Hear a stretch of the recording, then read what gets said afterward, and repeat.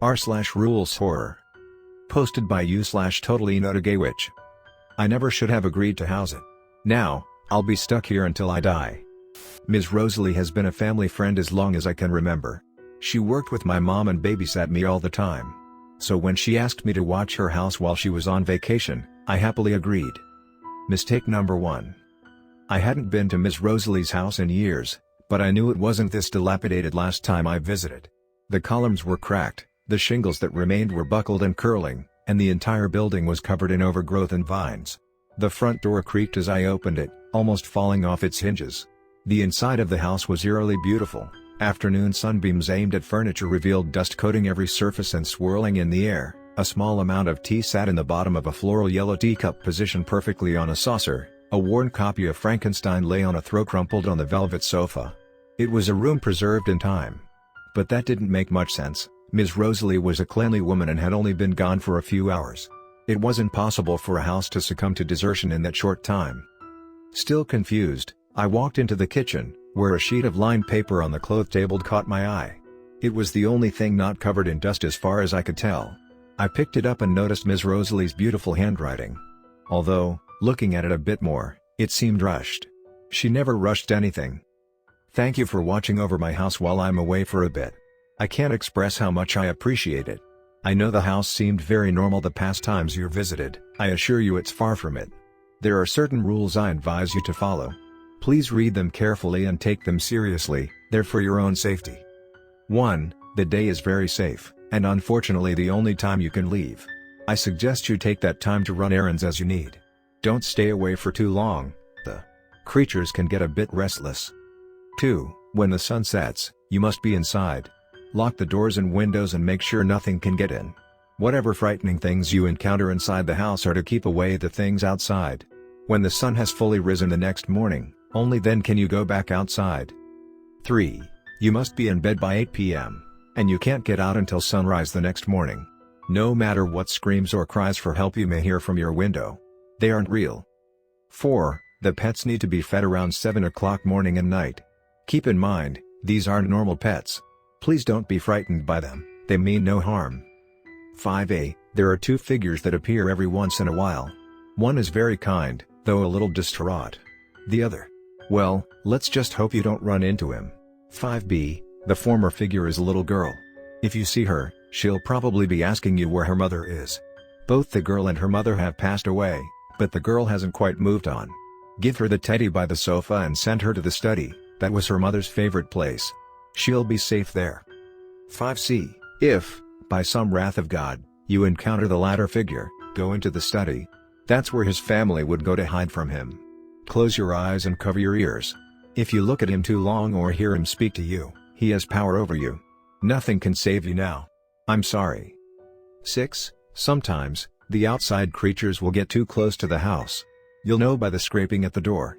Once the scraping stops, go outside and circle the house with the salt by the door. Pray that the creature has returned to the woods, you don't want to get too close. 7. On a related note, don't go into the woods yourself. Ever. I can't stress enough how dangerous it is. You will not return. Or, at least, you better hope you don't. It's better to die than live with that experience haunting you. 8. As tempting as it is, don't try to fix the outside of the house. Being in the open for too long makes you vulnerable. I've honestly stopped cleaning altogether. 9. I am dead. This is your house now. The minute you walked inside, you claimed ownership. You can't leave, either. Trust me, I've tried. You'll wake up here, no matter how far you try to run. I hope these rules will make your stay somewhat easier. It's better than finding out the rules by first discovering the consequences of breaking them. Good luck. I had to read the letter 3 or 4 times, trying to understand what she had written. Was this some sort of joke? I pulled out my phone and dialed Ms. Rosalie's number. We're sorry. You have reached a number that has been disconnected or is no longer in service. If you feel this is an error, please check the number dialed, and please try again. I stared at my phone, knowing for a fact that I had the right number. I tried again. We're sorry. You have reached a number that has been disconnected or is no longer in service. If you... I tried again, the panic really setting in. We're sorry. You have reached a number that has been disconnected. We're sorry. You have reached We're sorry. Then static. Fuck. Next story of this video. Posted by u/Grayson, Piston. Rules for Graveyard Night Shift. So, you're the new addition to the night shift? I'd congratulate you, but this isn't a position to praise. Yes, we do some important work and pick up on the slack that the previous crew missed, but there's far more than stocking shelves when it comes to this time of night. Here are some things to note about the night shift. Drill it into your head if needed. Don't try to make loopholes with the rules, just follow them like a normal person. I made this list for you to be safe, not to lawyer it. Rules for night crew. 1. Follow the dress code. This is one of the few rules that isn't enforced via direct danger, but things will be far less lenient if you're perceived to be annoying by management. It's best to stay on their good side. 2. If you're working on frozen foods, and see that the freezer door has a large amount of fog built up from the inside, don't open it or even approach it. Try not to react to the teeth around the edges of the door, either. They react to prey opening their door and dragging them inside, but they also sense nearby heartbeats. If it senses you, don't let the tongue reach you. It will give up pursuit if you stay out of its range for a few seconds. 3. When stocking or facing shelves, make sure each item is stacked neatly in a row of at least 2. Failure to keep the aisles looking full this way will result in a write-up. You do not want to be in a meeting with management. 4. You will be working with 2 other employees for the night. There's me of course, and Todd. You can identify me by either growing a brain and remembering the dude who gave you this note, my name tag, or the fact I'm the only person who wears a beanie in the night crew. Though, make sure that the beanie is green. I only wear the same beanie, and if I'm wearing anything else, that's not me. Keep conversations with this doppelganger brief, but speak with them the same way you would with me. Do not acknowledge that you know it's a doppelganger, and when you end interactions, keep your eye on them until you break line of sight. 5. Todd isn't human. Treat him like one though. He works damn hard and is decent company for something that could eviscerate you. Todd is a smoker, and will occasionally take a smoke break.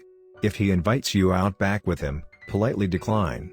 The stuff he smokes has deadly fumes that can scar your skin, and far worse if you breathe it in. Otherwise, Todd is good to be around. He's our security guard, and any unruly customers are to be brought to Todd. Don't stick around for the aftermath, but rest assured that Todd is also our janitor. He makes sure to clean the messes that he makes. 6. Return all abandoned carts found around the store to the front end by 2 a.m. Failure to do this will result in a write-up. Remember to not accumulate too many, because nobody has come back down from a meeting with management. 7. If you encounter an employee with a name tag labeled Rick, tell him he can clock out for the night, and to rest in peace. Do not start a conversation with him, and don't look back at him after you've dismissed him. Rick was the worker in your position before you arrived, and he's the last one to talk with management. The only thing they left behind was his body. 8. Your hourly wage is $20 per hour. As much as calculating wages sucks, do it. Don't try to pocket extra money if you were given more than owed. Management likes to test an employee's wits. And if you find an error, file a complaint. Do not cash a check that is anything below or above your owed amount. Failure to comply will result in a write-up. 9. If you arrive at the store, and both entrances are locked and the lights inside are flickering, leave. Todd is dealing with a shoplifter, and it's not a pretty sight to see. I recommend the donut place to the left of the store to pass the time. Come back after 30 minutes and the store should be back to normal. Continue with your shift as normal, and give Todd a paper towel when you get a chance. He always forgets to clean his face after his job. 10. You have a radio, use it. When completing work on an aisle or section, radio to me and I will give you your next task. However, make sure that it's me giving the order. If you have suspicion that it's not me, say Rule 10. If I respond with "that's what the list is for," do what you were told. If you hear any other response, disregard it and go on your break. After your 15-minute break, radio me again and repeat Rule 10. Management will only try that trick once in a shift. That should be all. Feel free to chat with me during the shift. It gets lonely late at night. Same goes for Todd, but try not to mention meat around him, he gets easily excited. Remember these rules well, and enjoy your shift. James.